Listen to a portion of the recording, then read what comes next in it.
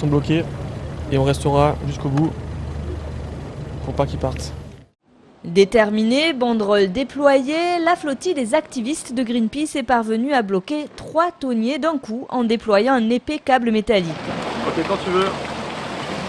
Une action symbolique pour dénoncer les quotas de pêche au thon rouge fixés par l'ICCAT, la Commission internationale pour la conservation des thonidés de l'Atlantique, soit 13 500 tonnes pour 2010.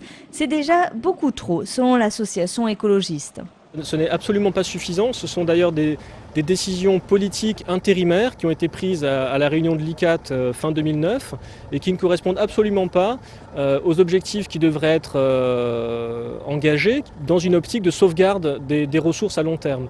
Les scientifiques de l'ICCAT disent clairement que 8000 tonnes, déjà en pêchant 8000 tonnes par an, on a une chance sur 2 de ne pas reconstituer le stock d'ici à 2022. Sur l'eau, le face-à-face est silencieux. Les écologistes se relaient pour maintenir le blocus. À bord de leur bateau, les pêcheurs observent, impatients. Cette année, la campagne de pêche a été réduite à 1 mois et elle démarre dans 3 jours.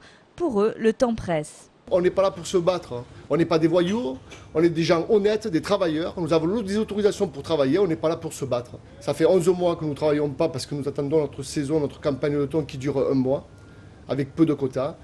Et à l'heure du départ, en sachant que la météo va être mauvaise d'ici demain, nous sommes bloqués et nous attendons que Greenpeace se lève du milieu. En fin d'après-midi, ce sont finalement les gendarmes qui ont contraint Greenpeace à lever le barrage. Les 3 tonniers ont mis le cap sur Malte dès la levée du blocus.